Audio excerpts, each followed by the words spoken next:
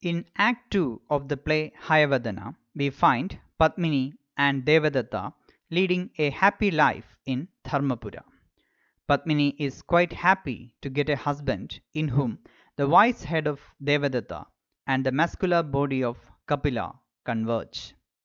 But Devadatta fails to keep up that fitness as he devotes himself to reading and writing. Padmini seems to be frustrated with the change in his physical nature.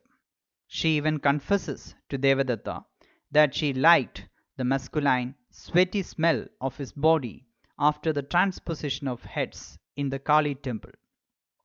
She laments the decline of that masculinity and contemplates on Kapila. The very state of frustration ultimately ignites in her an intense desire for meeting Kapila. Padmini sends her husband to the Ujjain fair, demanding him to buy new dolls for her child.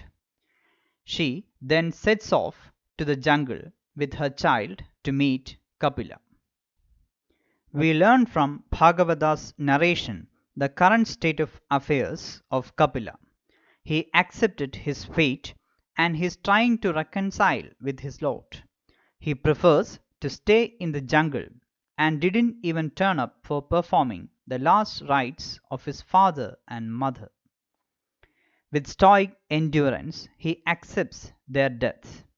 Hard work and exposure to the hostility of the jungle have converted the delicate body into a strong and muscular one. Padmini meets Kapila, but Kapila is initially not happy with meeting Padmini. She tells that the child she gave birth to is his son. Like Kapila, the child is also having a black mole on his shoulders. Kapila tries to restrain himself and urges Padmini to return home. She begs Kapila to allow her to take rest in his hut till the child wakes up. She promises that she will not utter a single word. A long look at him would keep her satisfied for the rest of her life.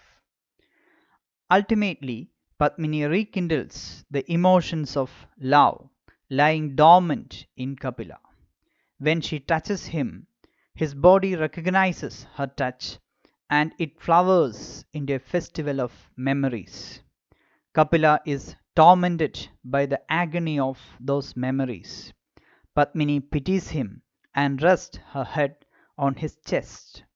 She hopes that the search for completeness will end there. 2 days pass by and Padmini has been staying with Kapila.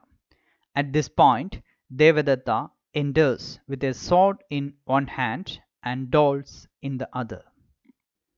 Kapila has been waiting for the arrival of Devadatta and welcomes him. Devadatta hands over the dolls to Padmini. Both of them confess their love for Padmini.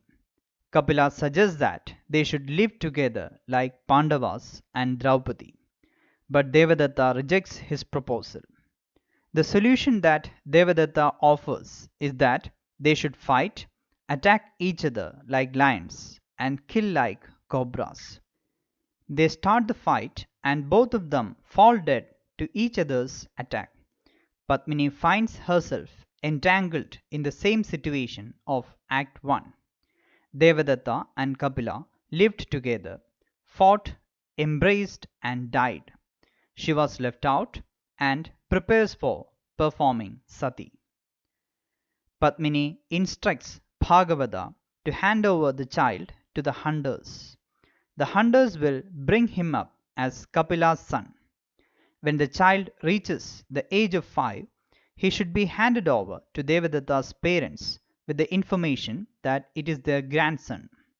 Perhaps Padmini wants her child to imbibe the traits of Devadatta and Kapila.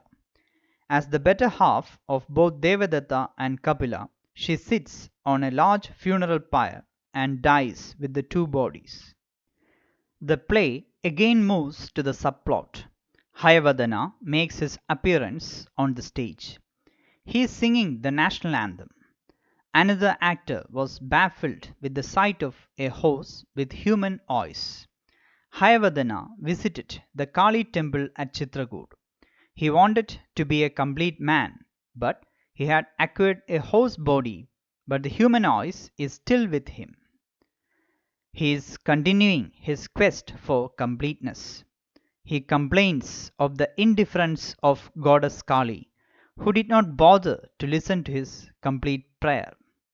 Padmini's son is also there on the stage. The boy seems to be an introvert.